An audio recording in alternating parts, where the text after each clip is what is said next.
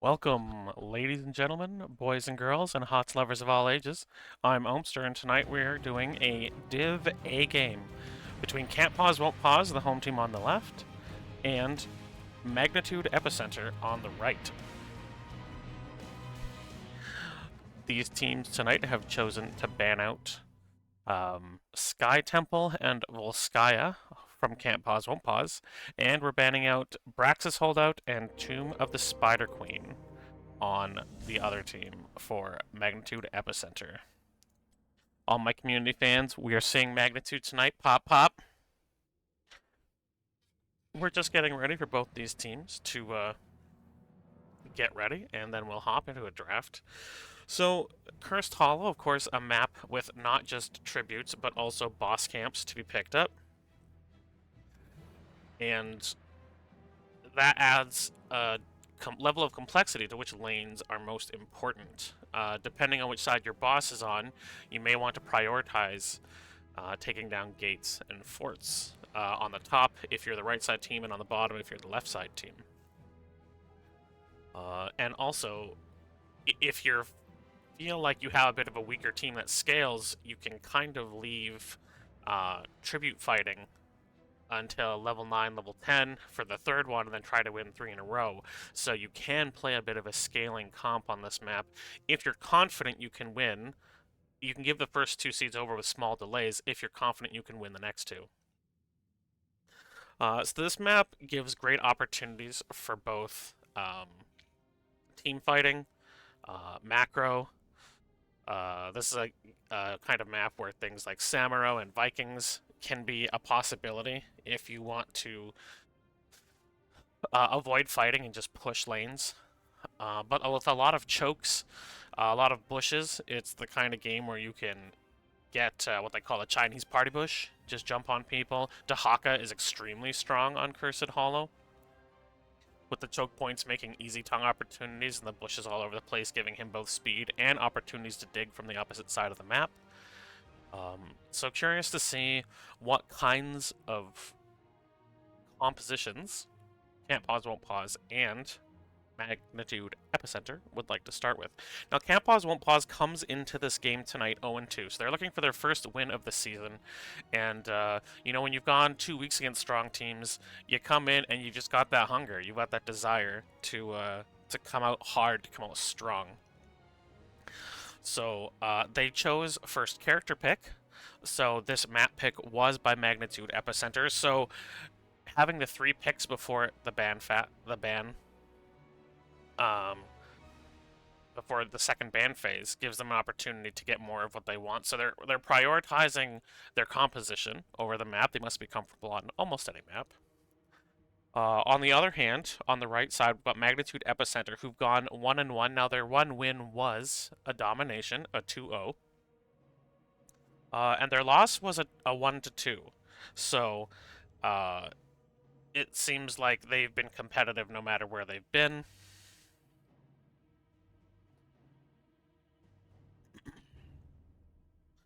So, what we have here, I'd say we're probably looking at Can't Pause, Won't Pause desperate to get their first win of the season. Probably really going to show up really strong.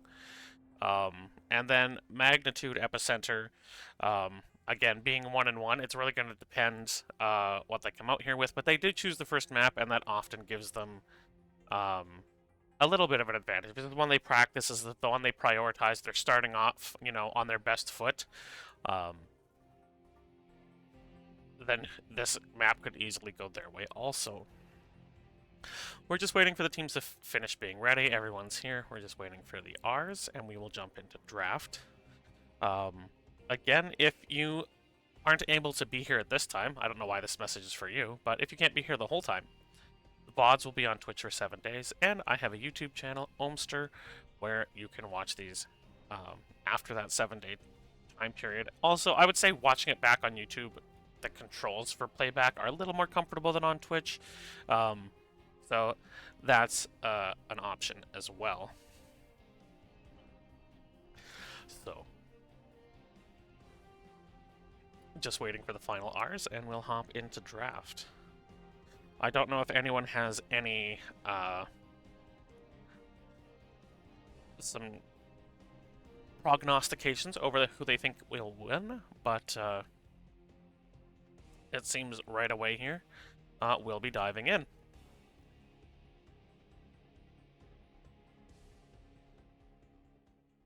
So welcome to this Div A game in NGS Season 19, Week 3. We're going to hop into the draft on Welcome to Cursed Hollow. Banky, welcome. We're here to see.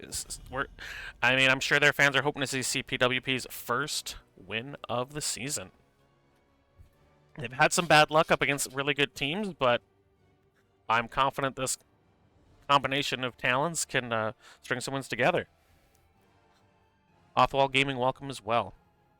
Hey, always glad to cast. It's a blast. Our first ban is going over to the blue team. Can't pause, won't pause, deciding what they don't want to see. Good bans are things like Dahaka if they don't want to first pick it. Stukov, always good in choke points. And sometimes, again, since you can scale on this map, Zeratul isn't a terrible pick here if you want to wait a little bit. And yes, they will ban that Stukov. Win because they never stop? Yeah, they can't pause. They won't pause.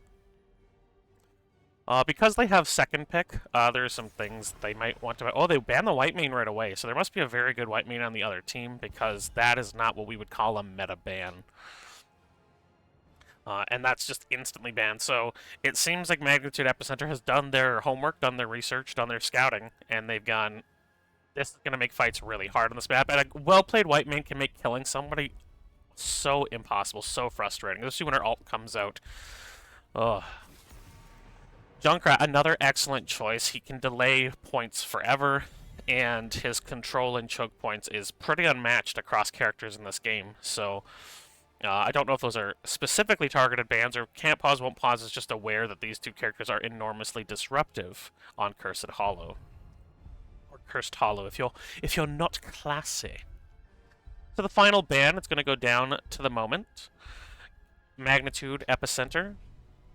Waiting, and it's going to be Dahaka, and again, an excellent ban. This might be one of Dahaka's best maps. The size of it, the bushes everywhere, the choke points for drags, and for isolations. He's a top-notch ban on this map. So the first pick is what Can't Pause, Won't Pause was prioritizing. They allowed their opponents to choose the map so that they could get the first 3 picks before a second ban. So who are they going to prioritize number 1 in this draft? Greymane, an excellent pusher, and doubly so when everything is shut off from a curse. He's also very quick at taking camps, and he can honestly play in both a team fighting comp or a macro, pull you all around the map kind of comp. Because he's very strong at hitting heroes and very strong at hitting buildings. The Chromie Ariel, 2 characters that have really popped off in popularity, I'd say, in Season 19. Ariel incredibly strong. Of course, still not having a cleanse outside of her Aegis. And Chromie, probably one of the best mages right now. Long distance, tons of damage, fairly easy to hit, especially with her Dragon's Breath, her W. And that level 1 talent, giving her increased vision, is extra strong on a map with so many choke points, walls, and bushes. So we see Deckard and a noob come out. These must be strong comfort picks, as they aren't maybe the greatest meta picks. A Nubrak bringing absolutely fantastic engage, and Deckard bringing the disengage with both Lord NATO and Stay a While and Listen. And very good at setting up points beforehand. So again, the Anubrak kind of points toward a teamfight comp, but it could also be a macro comp. Beetles help you push down buildings even without the curse being up. we're going to see the next ban, and it's going to be Falstad. They're avoiding the globals on this map, which is a wise idea. Globals on this map letting you get a last-minute level 7 or a last-minute level 10 and then flying into a team fight with an advantage can really put you on the back foot. So a wise ban here, taking Falstad away. Now, they would have been the next pick, so it must not be something they wanted to play. And the Garrosh coming out. Again, the taunts and the throws on a map with so many tight points and fairly short lanes like this one, it's never a bad plan to ban a Garrosh. We've seen him be fairly strong across multiple divs this season. And if you know your opponent has a tank who can play it well, it's never a bad idea to just get Garrosh out of there. So the next two picks are going to be on the side of Magnitude Epicenter. And they have an offlaner, a tank, and damage to pick. So they pick Hanzo and Varian. So an interesting combination. Chromie and Hanzo can blow up a taunt target, absolutely, but they're also very hard to get onto. They can play from so far back that they can kind of 100-0 you before you even see them out of the fog of war. So this is a bit of a sniper comp with the fairy godmother and Ariel, and Varian either taunting people for blow-ups if they're solo, or taunting people to prevent them from engaging. And here is the Lost Vikings. We had mentioned this was a good map for them. The Vikings and the Hammer. It's going to be the big macro comp from Can't Pause, Won't Pause, and they are busting out the TLV tech. Olaf, Eric, and Baylog looking to run around and see some more adventures.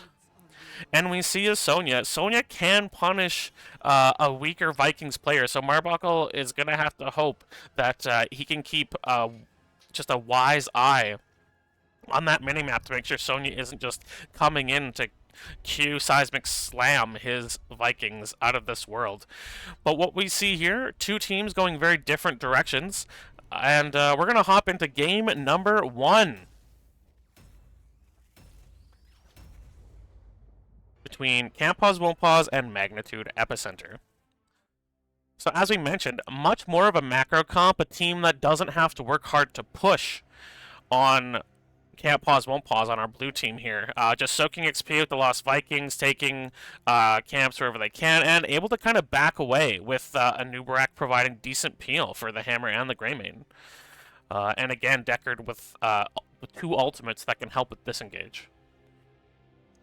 But on our other side, we have a team that really wants to come in and engage, lock people into a place, and then blow them up with Chromie and Hanzo damage. So we'll have to see which team's draft is going to play out better for them. But here we go.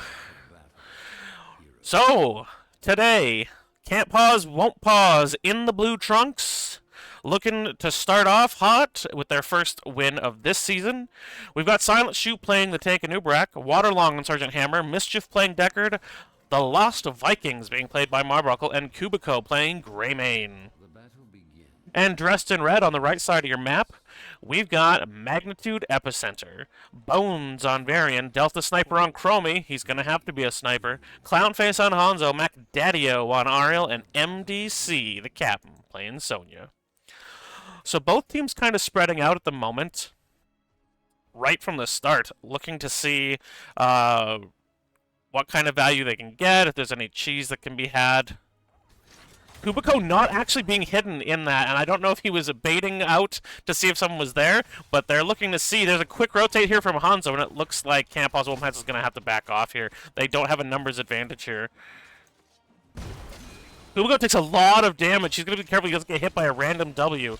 He's going to have to back right away. 2 Vikings in the mid, 1 Viking top, looking at the 3-man here. What a bizarre setup we're seeing from these teams. Now, Varian is pretty much just a melee minion, but even a melee minion can be stronger than Eric as he blows him up there. And these teams are going to have to set up what they think normal is going to look like here. So for level 1 talents, with a noob here, we've got the Nerubian Armor looking to avoid the spell damage, and that makes sense. Both Chromie's damage and Hanzo's damage are mostly from spells. The Advanced Artillery, as per normal. The Sapphire Cube. Explosive Attacks, again, good for Baylog when he's clearing. Ariel clearing lane mid, and one of the few, I would say, supports who can do so comfortably and easily. And Viciousness, so a pretty standard Greymane comp as well. They're looking to blow up the wall up here as they are outnumbering. Sonya's gone to an early camp here, and nobody on camp pause won't pause. They're not prioritizing camps. They're looking for walls. Now, seeing as their boss is bottom, I'm a little surprised that the wall they prioritized is top. We've got Lion's Fang Maw for Varian as he improves his Lion's Fang. And he's taking this first camp since he's not very strong in lane yet. Time Walker's Pursuit, so we do have the vision control from Chromie. The W build, simple geometry. Increasing clarity, so the stacking from Ariel, which makes sense into these little minions, giving her a bit more damage. And, of course, the Shattered Ground Seismic Slam build for Sonya, which is going to give her a lot of team fight presence. So, we have 2 camps going over now to Magnitude Epicenter. They're going to support this mid camp a bit with Hanzo and Ariel. Marbuckle's Vikings taking a bit of damage there. The taunt is out, and that is the end of the line for Sergeant Hammer. She gets blown up. There are 2 Vikings top fighting off against MDC, and Marbuckle, again, going to be careful. Standing them like that, Eric's going to take a lot of damage from the slams, and he almost goes down to 70 health there at one point. And Deckard, all alone, is having to try to clear this siege camp.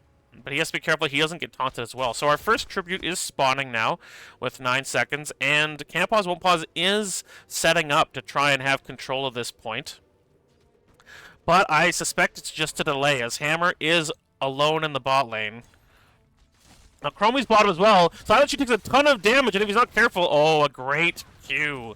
And he just prevents getting hit by a Lion's Fang from the taunt Varian. And again, looking to distract a little bit here, but not sure they're really in a place to strongly contest this. We have the siege tactics, so we don't have the healing shots. Marble is still looking, but there's the taunt on Greymane. He goes down instantly. And again, early on, this blow-up comp is probably going to favor Magnitude Epicenter. They're trying to deal with how annoying Marbuckle's Eric can be, but it looks like he's going to go down. That did pull 2 heroes away, and they're still delaying up here. Eric gets away. Wow, using that Viking mobility to just run away from that. And Beta Barb's not picked. Instead, Underking, so more of an E build than Nubrak. And Marbuckle comes to annoy the Ariel again. Begins to channel again. And annoy the Ariel. And I think this time they're serious about chasing down this little Viking. And in the bot lane, the offlaners are doing offlaner things. Although the offlaners in this case are Chromie and Hammer, so that's normal. We get another Q, another spikes from a Nubrak. And again, Marbuckle just annoying. He's really doing a good job, but this time Hanzo manages to blow him away, and it seems unlikely. Silent Shoe is going to get a Q. It does stun the Ariel, and they are delaying for the experience, but it's too late. Eric goes down now, and Nubrak goes down. Mischief taking a ton of damage. He's down also. Marbuckle still trying to annoy and delay. The longer they can delay this, the later they can make the game for the next caps, the better for them. Chromie, though, is out-dueling the Hammer and pushing hard on this bottom fort. Ariel's camping.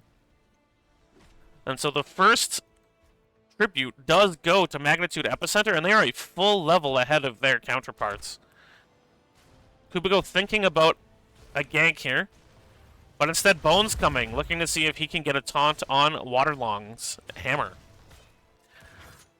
Eric pushing back in Sonya, but she's also getting a lot of value.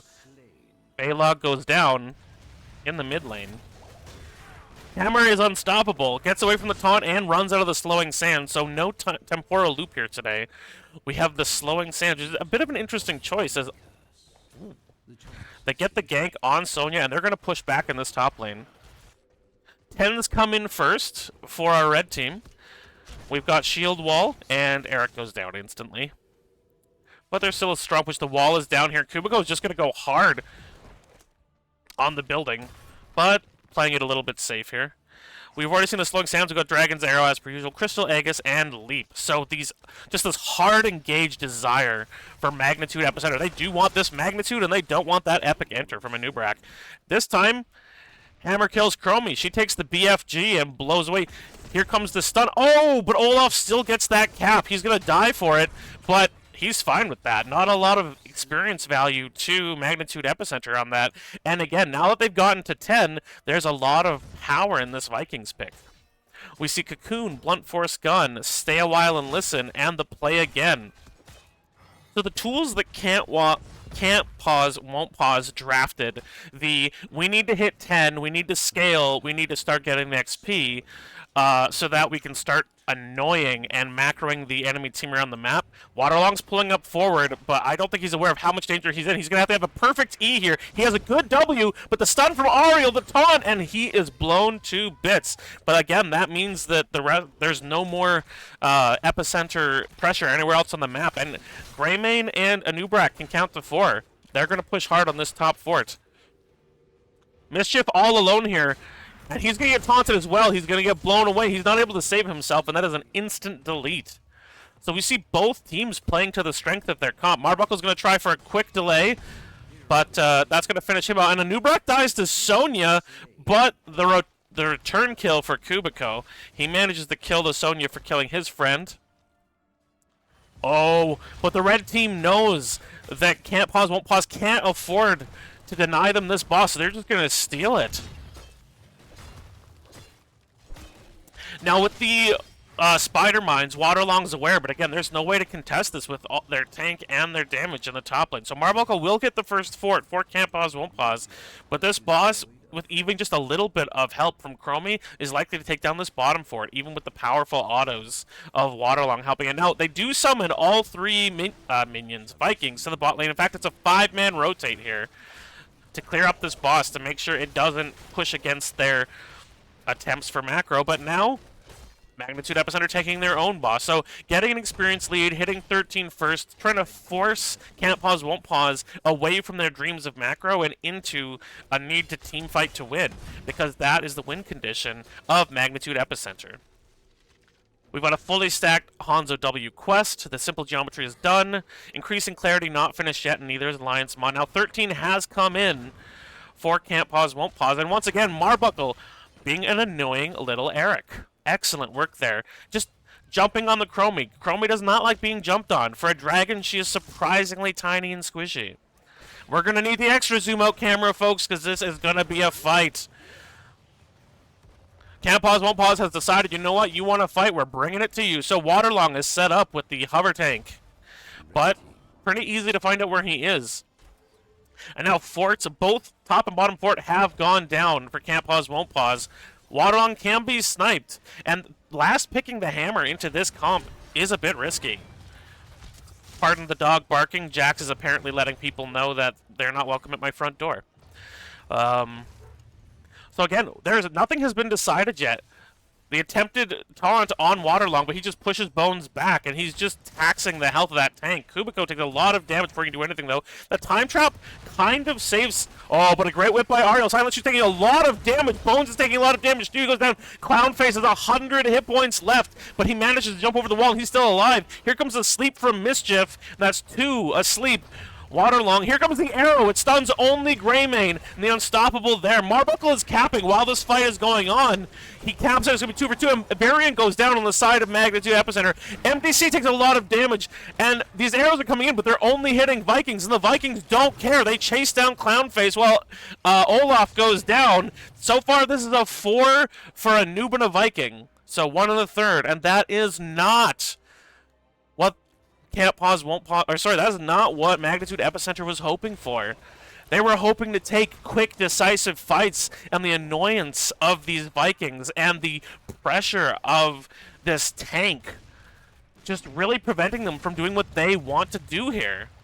Delta Sniper does read the direction that Waterlong wanted to go there and get some good damage and the slowing sands. Bones is coming out. We're going to have to see a good W from Waterlong here, and it's solid. There is a big wave here, and the boss took half of the top keep. So if there is a team fight win for Magnitude Epicenter, they do have a pretty good win condition. Now, there's the taunt on the tank. Silent Shoe. Oh, but a good potion from Mischief. And again, Marbuckle coming in the back and not letting the backliners feel safe as Eric just goes bap, bap, slingshot time.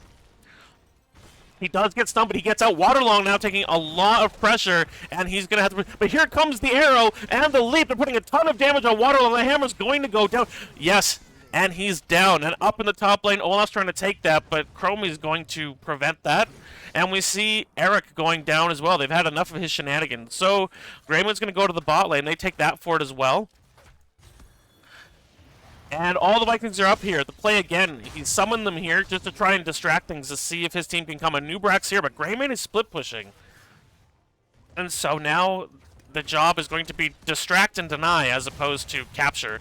Because whoever gets this next point is going to be the one with the curse. Bones is able to push out Silent Shoe, and now the curse is on the side of Magnitude Epicenter. But they don't really have a wave that's right up to a fort yet, but they are going to go for this top keep since it can't defend itself. Greymane is now backing, but Sonya knows he's there, and she's going to find him, and she's going to kill him.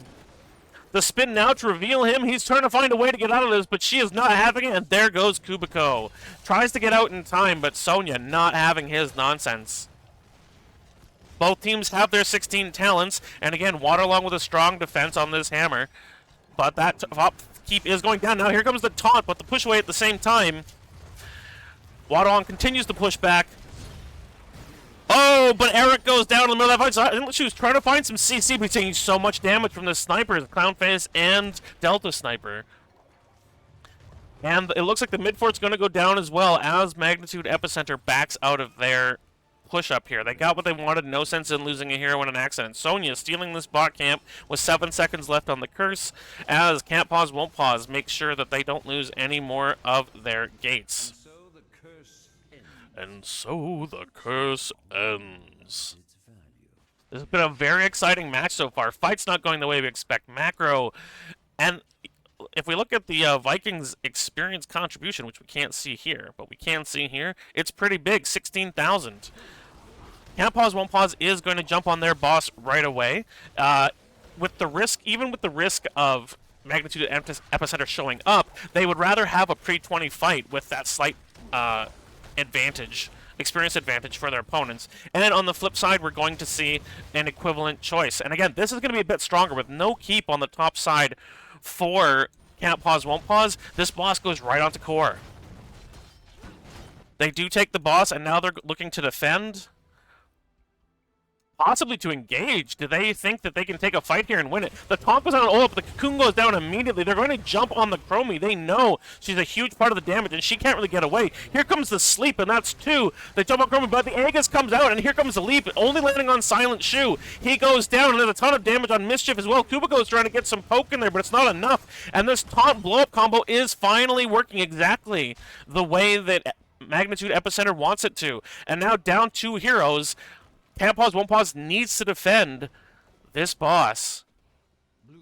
And again, the huge damage number here from Hammer is not enough to win these fights, as the aerial healing is a tremendous... Oh!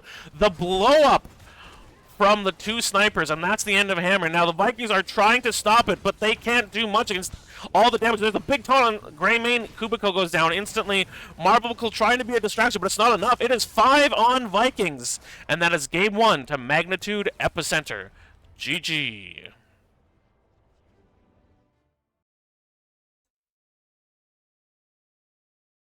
An exciting game 1 with a pivotal fight on the boss, and a little bit risky for Can't Pause Won't Pause to jump in there. Now the kills were 17-7, but it was a comp designed to do that. Can't Pause Won't Pause looking to take the right fights as opposed to every fight, whereas this pick comp from Magnitude Epicenter doing exactly what they want to do: catch people, kill them. Big experience from the Lost Vikings, and Marbuckle often just being annoying, delaying caps and grabbing caps of his own during team fights. So Marbuckle played these Vikings fantastically, even doing more hero damage than Greymane. Greymane having a very hard time getting in on the far back line of this team, and I think possibly they may look to pick something that's a little bit safer, maybe something like a Vala or something that doesn't have to jump in to do most of its damage, because Chromie and Hanzo with the Ariel there to peel for them with her whip, he couldn't really do anything. This number here is not a product of Kubiko playing Greymane poorly. It's a product of not being able to get on the backline and blow them up like Greymane wants to do. So that is game 1. We'll find out shortly where we're going for game number 2. Hold on while I turn off the intro there. You don't need to see it twice. But game number 1 is in the Magnitude Epicenter. So now Can't Pause, Won't Pause will get to choose whether they would like first pick or map pick for this next map. So as soon as I know, you'll know. Oh. So still, even with the disparity in kills, a very, very fun game. And kudos to Can't Pause, Won't Pause. They played that exactly the way they needed to and wanted to until that very last team fight. Again, with that map pick and with the walls and everything, Hanzo being a good choice, it seems like Magnitude Epicenter had a plan for this map for minute 1, and they managed to pull off that plan. Find people, and Anubrak being a slightly lower health tank than some of the other tanks, even with the Nerubian armor, with the taunts and the stuns, not a lot he can do into the amount of damage that can come out at a moment's notice from Chromie Hanzo. And with Ariel being able to follow up when there's a wall nearby, which is what you want for Hanzo W anyway, just excellent team play, excellent comp play, and communication from our team in red. So again, I think both teams doing a really good job doing what their comps needed to do. And again, it was a single one team fight. And Kubiko just kind of getting caught. Now, the slowing sands, I thought Temporal Loop was going to be a difference maker before 8 when Chromie took the slowing sands. But honestly, fantastic work with the slowing sands. Everywhere Greymane wanted to be, there was a slowing sands. And if there's anything a melee style damager, DPS, hates, it's being stunned, but second after that is being slowed. Not being able to get where you need to go in a timely manner, and that just makes you so easy to pick off. So, seeing if Kubiko gets a perhaps easier pick. So, the teams have chosen our next battlefield is going to be the Battlefield of Eternity with Immortals. A simple 2-lane map that loves team fights. And, again, not sure quite yet who chose this, but we'll find out. So, a map with some macro, but the macro is a lot simpler. You have 2 lanes, they're not far apart. You have 4 camps, 2 which are neutral in siege camps at the top and bottom, and 2 that are pretty much mostly belong to their teams in bruiser camps, unless you're really dominating. And, of course, the objective with the Immortals in the middle. Again, 2 common comps on this are a defend comp meant to push your opponents away from your Immortal while you have a single racer taking yours, or a hard race comp, just designed to ignore the enemy team and blow up an Immortal. We often see things like Li-Ming, Vala, Zul'jin, sometimes Artanis, although in Div we'll just hope for Artanis. We'd hope to make Hoku's dreams come true. But it is a fun map. It's a brawly map, and I find Muradin often, especially, just kind of jumps out of nowhere to cause problems on this map. And Third Wind, with how brawly the fights are, the fights here aren't always fight till everyone dies. A lot of times the fights here are fight until it's not worth it anymore. And in a situation like that, Muradin can have extremely high value with Third Wind.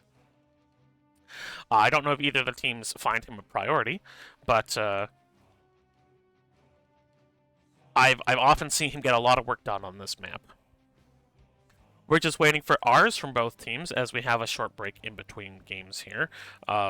But when they're ready, we will jump into draft for you. And again,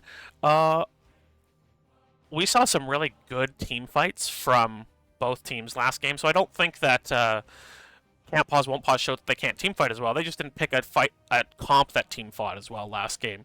So if both teams are going brawly, if both teams are going racy, we'll see where this goes. Again, as a caster and a viewer and a person who loves Heroes of the Storm, hoping for a Game 3, so you could say I'm deep down rooting for Can't Pause, Won't Pause in this game specifically, even though I am completely unbiased and I can't believe anyone would suggest otherwise. We're hoping for 3 games, for maximum entertainment value, but either way, we're starting in 5 according to our host, and we'll be popping into this draft.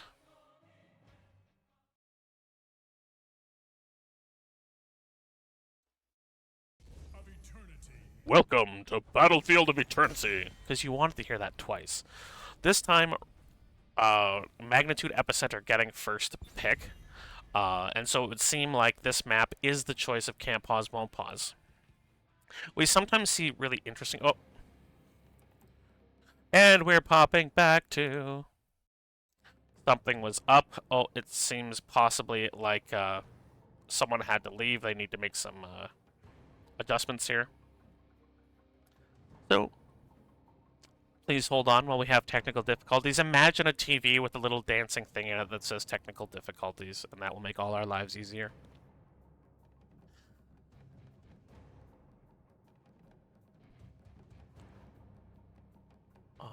So, one of the interesting dynamics I've found, at least in my own games on this map, can't speak for the Div Ayers, but in my own experience, is often if you lose a fight but not everyone dies, the team that lost, while the Immortal's getting ready, they'll often rotate to the opposite lane and grab the neutral siege camp. As the sieging team usually has enough time to back and get mana, back at full health, and then siege with the Immortal. Now, this doesn't always happen, but it's something that often happens.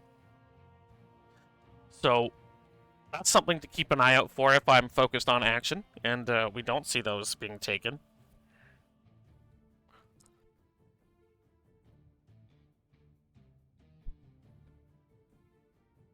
It seems like things are getting set right again, and we should be jumping into the draft here shortly.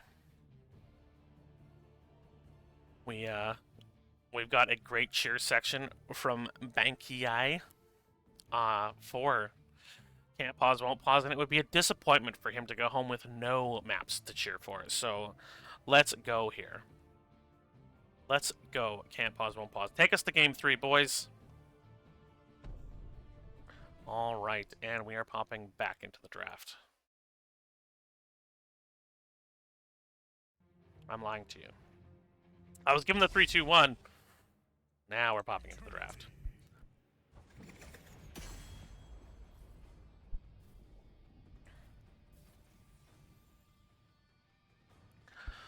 So, no, it turns out first pick was once again on the side of Can't Pause, Won't Pause. So this is a map pick from Magnitude Epicenter. Yeah, we often see interesting comps on here. Double healer Vala comps. Pick blow-up comps that then lead to enough map pressure to push the other team out and grab your Immortal. Sometimes we'll see things like ETC on this map designed to just control areas with his Qs and Ws. So sometimes you see interesting heroes on Battlefield of Eternity you wouldn't see anywhere else. So hoping for an interesting draft. And Chromie is the first ban. Excellent ban. Now, she's not always chosen on this map, but she is so good. And I think Delta Sniper's Chromie really did work with both the slowing sands and his damage abilities. So, a great ban from the side of Can't Pause, Won't Pause. Once again, this white main ban. I don't know if Mischief is a white main genius, but someone on this team must be, because they are not letting that through. We have another ban coming out for Can't Pause, Won't Pause. They've got a little time to think about this. I wonder if they're going to look to ban something that is the center of a race comp. So something like the Hanzo we saw last game. Excellent here. The Li Ming is banned. So they're not willing to ban the Hanzo here. Final ban now is in the hands of Magnitude Epicenter. Welcome, Fig Double.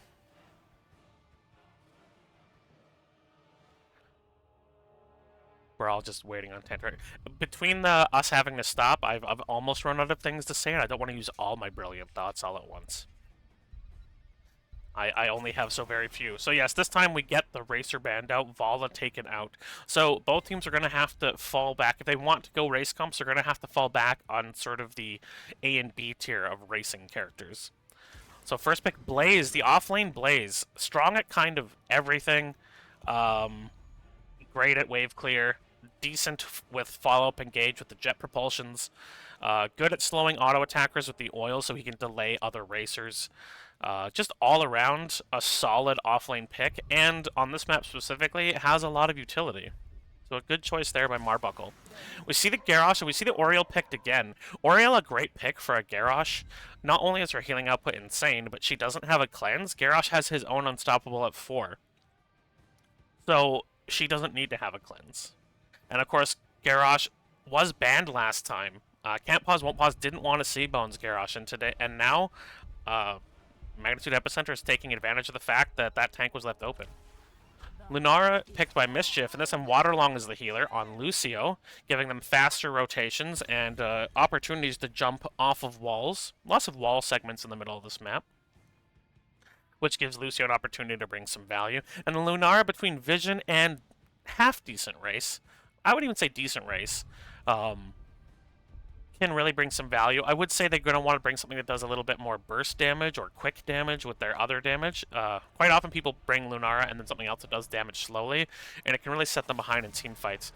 And Greymane is banned. I would say Greymane is a pretty solid match with Lunara for that burst damage we were just talking about, and racing on the Immortals. So, again, I do wonder if that's going to put Kubiko on something he's a little less comfortable on. And here comes the final ban of the match. For Can't Pause, Won't Pause. There's 2 damage dealers. They could still ban the Hanzo if they want to. 2 damage dealers in the off lane to go, so wondering where they'll target.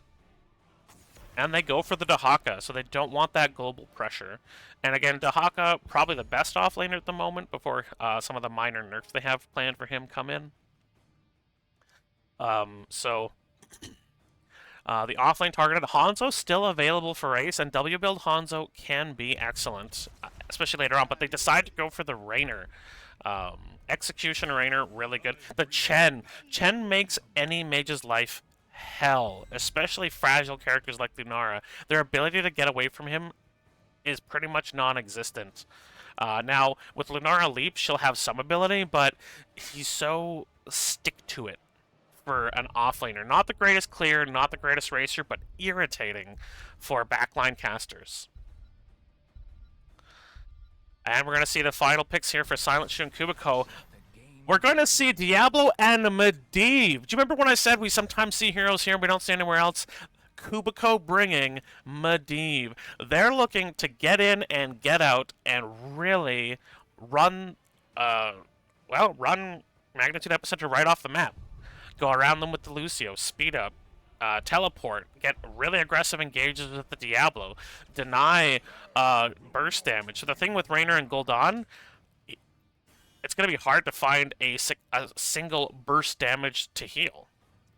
So we have our comps locked in. I love the uniqueness of Can't Pause, Won't Pause. I do think there's a bit more solidness on the side of Magnitude Epicenter, but it's not up to me, it's up to our teams, and they're about to jump into Game 2 of Season 19 between Can't Pause, Won't Pause and our friends, Magnitude Epicenter. So as we're loading into the match here, I think that to get through this map, the easier win condition to just play their characters is on the side of Magnitude Epicenter. They pick characters, all of them are good in their roles, all of them can do their jobs. Rainer and Gul'dan, very reliable throughput damage dealers. But Can't Pause, Won't Pause has drafted the "we're going to outskill you" comp, and I think that that speaks to a tremendous level of confidence.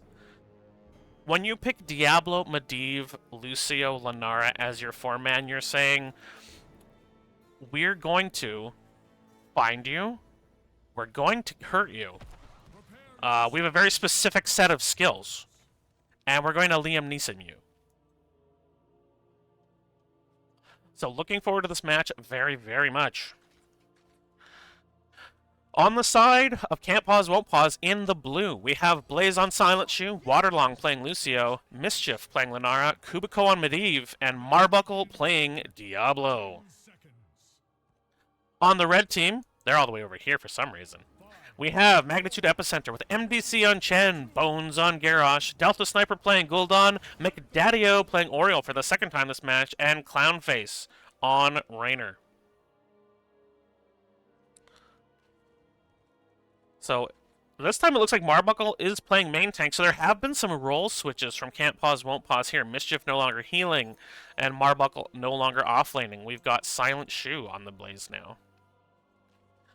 So again, we have two very different team comps that have very different conditions, and it'll be exciting to see again which one comes out on top. Again, I think it'll be easier for our red team to get their win conditions, but I think if we see some brilliant Medivh plays, this is definitely going to game 3. Diablo's thrown in. He doesn't have a lot of souls yet, but again, the attempted blow-up on that Garrosh flip means that Waterlong can give them a little boop, and Marbuckle gets out safely. One thing I will say is early in the game, with the characters they have, it's going to be hard to put out enough damage to outdo the Ariel healing. It's just extremely unlikely that they can outdo the Ariel healing with just Lunara and Medivh. It's going to be very low. Now, Kubiko does get flipped in, but he just protects himself. The Waterlong takes a lot of damage, but does click that portal and stays alive. Up here, MDC might have to try to freeze the lane. Chen does not have anything like the clear that Blaze does, so he will be getting pushed in, but when you're a experienced offlaner, that's not necessarily the worst thing in the world. Yeah, you take some gate damage, but it's definitely not the end of the world. Marbuckle, they're going to push Bones in on that Garrosh. Kubiko gets flipped in again. Oh, the stun comes right out and he dies, and that is the end of his stacks. He is right back down to 0. And I think that Ariel stun often surprises people at both the length of it and the damage of it. So with that pressure, they're going to immediately go down here to this camp and try to take it. Marbuckle having a look at it, seeing if there's anything he can do here, but there isn't. There just simply isn't. Blaze and Chen trading phone numbers up here. Hey, how's it going? Oh, not much. How's it going? Not much. I'm so smart. Hey, Tokibi with the big raid of 15. Hope your cast was great. Yeah, hope both teams had a ton of fun there. Welcome to everyone joining from Tokibi's. We are up 1-0 for Team Magnitude Epicenter here against Can't Pause, Won't Pause, but we have a Medivh comp. The Medivh comp has landed. So we're looking forward to see what comes out. And it's the thing that's going to force the first team fights, it's going to be the Immortals. The race of the blue team is not close to the race of the red team. They're going to have to make something happen here, and I cannot wait. The sound rating with a party of 22, fellas. Thank you so much. The kindness is touching. So, the Immortals have shown up. Blue team looking to defend because they have to. Lunara Medivh is not going to have the race of Gul'dan Raynor. Marbuckle does scud out the Garrosh with the Flame Stomp. Fire Stomp? Flame Stomp. Fire Stomp.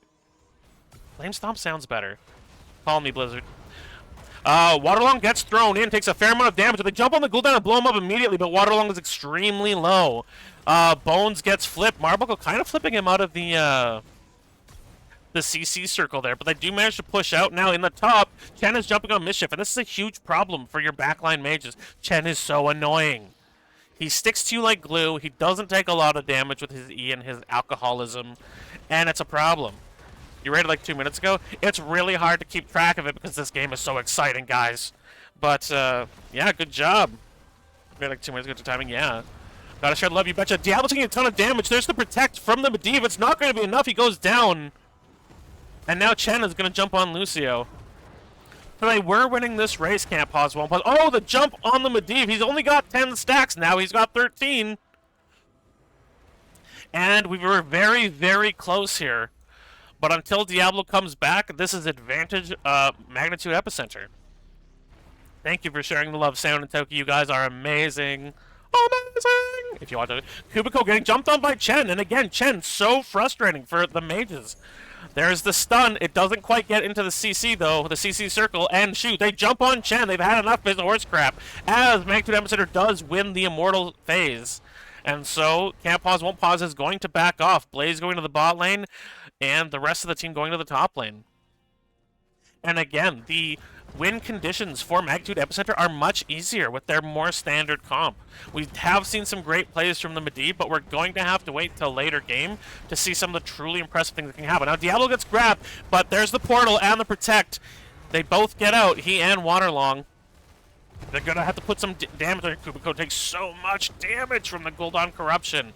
Here comes the jukebox playing everyone's favorite tunes, keeping Medivh alive. Do do do do do. Life and health. I think music is a very healing thing in life. I think the concept of Lucio makes more sense than we all think it does. A great flip there and tackle by Marbuckle, but Bones is Garrosh. He's sitting there going, I don't think you can hurt me. I'm the war chief. He flips Waterlong in, but Waterlong is just going to go for a skate here. He's not scared. He's got roller skates, which everyone knows is a huge combat weapon. Bones taking a lot of damage here, though. The Lunara's slow. He has to pop the Unstoppable. A great whip there by McDaddio on the Ariel. And Kubiko getting slurped. That is canonical. Gul'dan fighting Medivh. Good versus evil. Demons versus super mages? I don't know. My WoW lore is kind of iffy.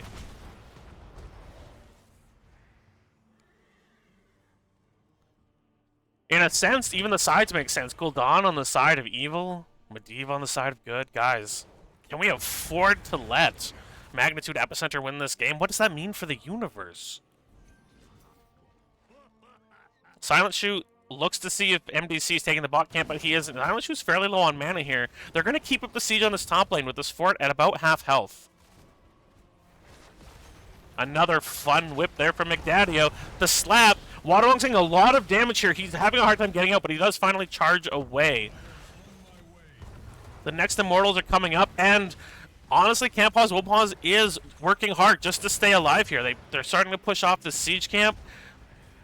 The Lucio sustain is very good. They're looking at punishing the Gul'dan, but the team isn't very far away.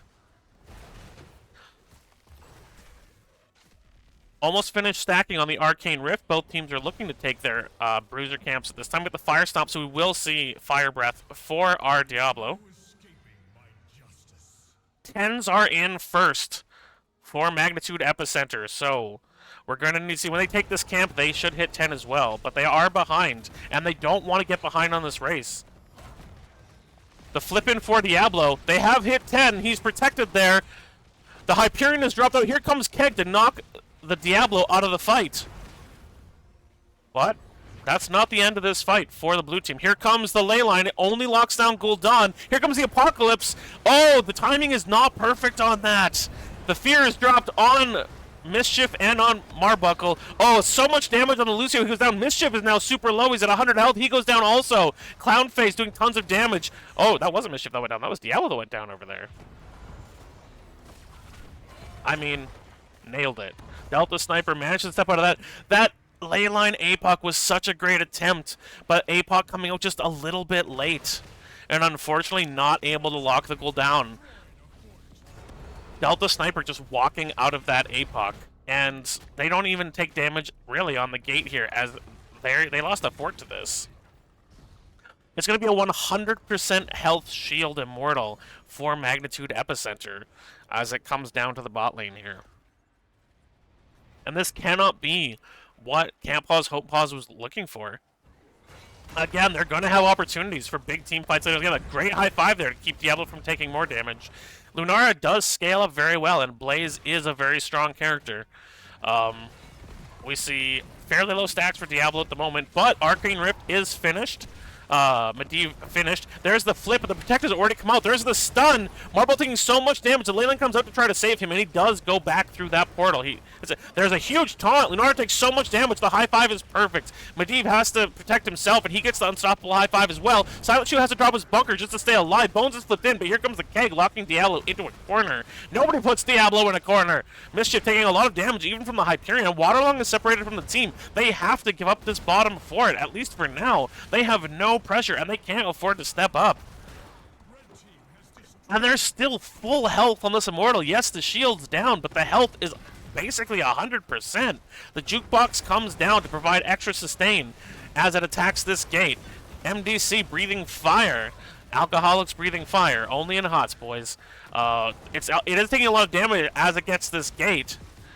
They do step out. Here comes the APOC. He gets dropped. And interesting enough, he went for APOC after taking Fire Stomp talents. A lot of damage on the Oriole here as they just jump straight on her. The Protect on Blaze, and now the Unstoppable high five. They try to get him out. Diablo gets thrown into the team. He's taking a lot of damage. They can't outdo this Ariel healing. Diablo very low, goes through a portal, but it means Lunara gets thrown and left alone to die.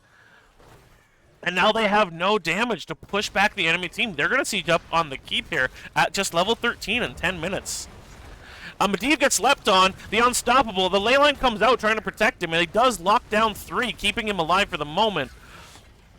But they're willing to just siege with the enough for all, enough to share from the Chen here. Oh, a big stun by Silent Show on through, but he has to drop the bunker. Here comes the Fear, but it misses. And they're just going to sit in that pillbox shooting fire. Down to about a quarter of its health on this keep. Silent Shoe having to back very low. There's the flip on the Hawk again. He's taking so much damage. He is able to charge Bones, but he gets taunted, knocked back into the team. He's just getting knocked so far away. Here comes the Keg. And he's being pushed to Afghanistan. And he dies in Afghanistan, unfortunately for him. Not a very friendly country, that Afghanistan over here. All love to any viewers or players from Afghanistan.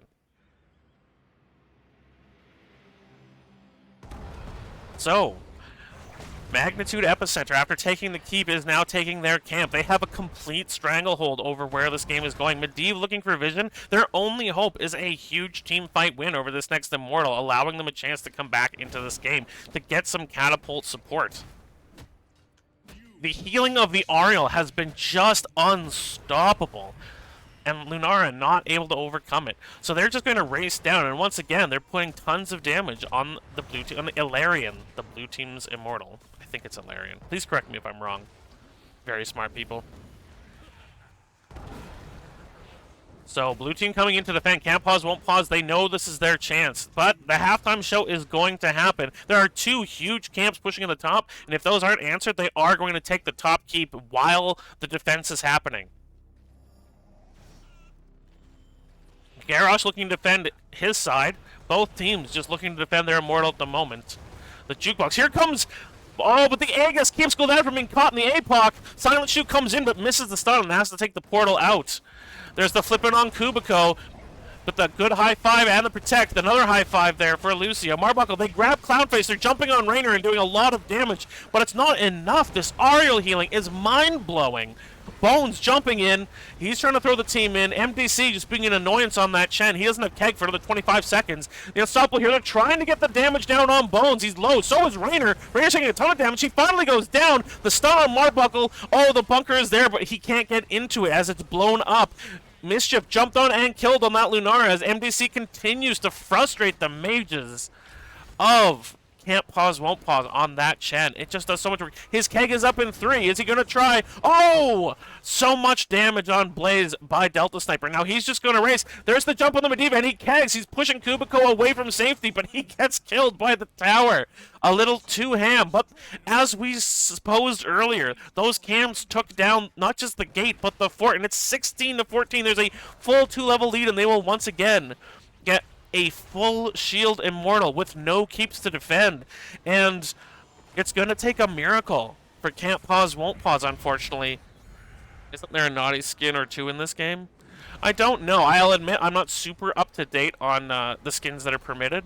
Or do you mean that Ariel is very attractive in that angel skin? Or do you mean Garrosh? Rawr, Machine Man.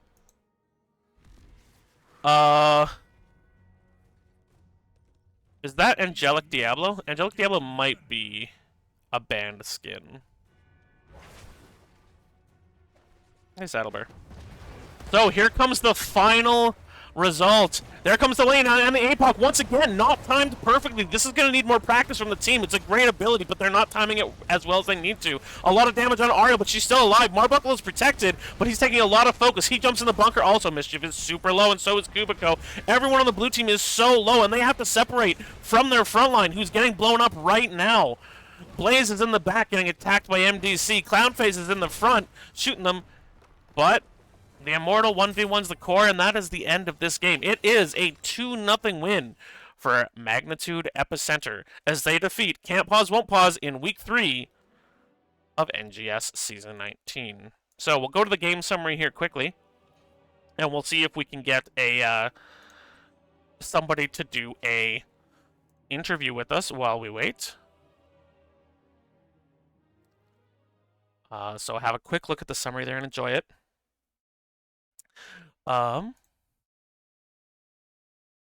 Let's see. Where can we find someone who may want to chit chat with us?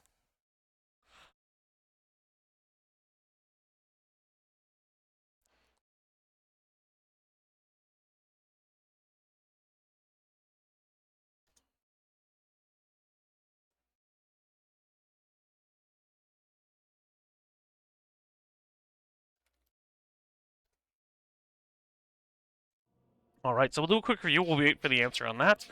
Um, Again, Medivh here actually topping out the damage, more than 20,000 than Lunara, but again, Lunara very squishy, and Chen being a pretty difficult thing for mages who don't have their own peel. He's a nightmare for Chromie. He's pretty hard for Lunara, but with the Ariel heals and the constant throughput damage from Gul'dan Raynor, it's so hard for Lunara to do enough, even combined with Medivh's Qs, to get through these. And there's only 3 deaths on the side of blue team, kind of bearing that out. A great game for both teams, but a huge win there from our teams from Magnitude Epicenter. So we're going to jump into an interview with the captain of Magnitude Epicenter. MDC, how are you doing this game, bud? Yeah, we're doing good. It's good games. Good games. Some very good games. Were you surprised to see the final choice there? Or the final composition there from Can't Pause Won't Pause with the Diablo Medivh Lunara comp? I mean, we didn't expect it. I mean, I'll say that much. And certainly, anytime there's, any curveballs, just like the first game with the Vikings, and this time it's a Medivh, we just have to adapt the play style to it. We try not to get too worried about it, and I mean, he plays a good Medivh, and we just did what we could to kind of control the doors, I guess, if that makes sense. I mean, we had Fear, we had Barrel, we had Taunt, we had Whip, so we have a lot of things that we can kind of dictate how we want to, move around the doors and keep them out of them, type deal. Yeah, that Chen looking very strong, with Lunara being the main damage component for that team in the second game. Your Chen looked really good, trying to really kind of staying on her and keeping her from being able to output the damage she's able to do. Is that something? Is that when you saw the Lunara? Is that something you thought, I want to grab Chen for this? I already had Chen kind of pre-selected for. Well, so I had, Blaze. I was going to play, but then they picked it first. So then I had to pivot, and typically on 2 laners type like stuff, I like playing Chen just as a whole. But when I started seeing a little bit some of the squishies like that, I knew I can go after them and kind of help, because I knew that should be their burn. So it helps help, when we're defending, to push it out. So it kind of played well together, I suppose. I think I'd rather have the Blaze there, but I like the Chen too. They Yeah, both work. you worked really, really well. So we'll revisit game one for a moment. Two very different team compositions in terms of how they want to play the game. A lot of picks for your team, but Can't Pause Won't Pause keeping it competitive with a lot of soak around the map and trying to run you guys around. A couple team fights at the end, they won a big team fight, and then you guys came back to win another big team fight. Looking at the comp you had there with the Hanzo and the Chromie, once you saw, again, kind of the more macro sense and the Greymane who has to come in, were you deliberately going for kind of this Hanzo Chromie, we're going to kill you from far, like from Fog of War, basically? Yeah, I mean that kind of hits it on the head. We absolutely were. I'll say this much though: it was very challenging, especially at first. Their delay with the Vikings and Anub and Hammer and everything that they were doing made it very difficult. So their off lane, lane soak was a little concerning, that we thought that might get out of hand. But um, you know, uh, Delta played really well on Chromie. I mean, at the very end, picked the hammer, which really helped us kind of close the game out. But it worked. I mean, anytime you see that comp, it's a little concerning. Like with Vikings, they're always a pain in the butt, and Hammer can be very challenging. A noob has his own levels of delay, so I just think we just kind of stuck to our game plan, and it worked well. Bones is tanking really well this season, and kind of showed these games too. It really helped carry us through. Yeah, both his Baron and his Garrosh were excellent. Now, I'll give you one last one here, or one last question here before we give you an opportunity to do shoutouts. But McDaddio gets Oriole in both of those games. Um, Incredible healing output, just doing an excellent job. Is that something he's really comfortable on from before? Or is this something he's picked up since it was recently buffed? I think the latter. I think, because of the recent buffs, he's been playing her more. But Mac has a pretty wide net when it comes to heroes he can play from a healer perspective. So that's the one thing I like about our team a lot is, there's not too many like target bans that knock out what we really want to do. We can pivot pretty easy. And Mac's a great healer. He has a, handful he can work with, and with Ariel's buff, certainly that's in the kit now. So, and he's really good at her. So it worked Yeah. well. Well, from this character's perspective, you guys picked two maps that you knew what you wanted to do on it. You drafted two comps that did exactly what you wanted them to do, and I would say you played them to perfection. Are there any shoutouts you'd like to do before we get to the end of the stream here? Probably two. One for Mac because he's been like sick as a dog the last 2 days. He's got some type of weird virus that he's literally on his deathbed. So the fact that he was able to pull out and play the game, we were pretty excited about. That was cool. It's really hard to move your mouse with that IV in, so good job, Mac. Yeah, pretty much. And I always like to give a shout out to the subs at our team, especially Fig. It's a tough role because you don't get to play a lot of games, but he's always there. And tonight he was ready on standby in case Matt couldn't play. So it's very appreciated to keep the team going and keep rolling. So overall, just really happy with the way the season's gone so far. And we got some new folks. Bones is like killing it on tank, and Clown's doing fantastic on damage, and me, Delta, and Matt just keep on trucking. So far so good. So there you go. I gave a bunch of shout outs. Yeah, well, awesome job, great games. It was really entertaining for us here. Have yourself a great night, and hope we can cast you again in the future. Nope, very much appreciated for the cast, really. So hopefully we see you again. Thank Take you. care. All right, you too. So, ladies and gentlemen, that was our Week 3 and Season 19 NGS match between Can't Pause Won't Pause and Magnitude Epicenter. Again, the VODs will be on Twitch for 7 days for review, and of course, my YouTube is Omster, if you'd like to see it past that, or if you just prefer the slightly more user-friendly YouTube player. Thank you so much for joining the cast. If there were any new followers tonight, thank you very much. I did try to have a setup for it to tell me, but it's hard to watch stream and yell in excitement at the team fights. So if you have any questions or any comments, feel free to hit me up on Discord or put them in the comments. Otherwise, I've been Omster. These have been two great teams. Go enjoy yourself some HOTS. Have a good night.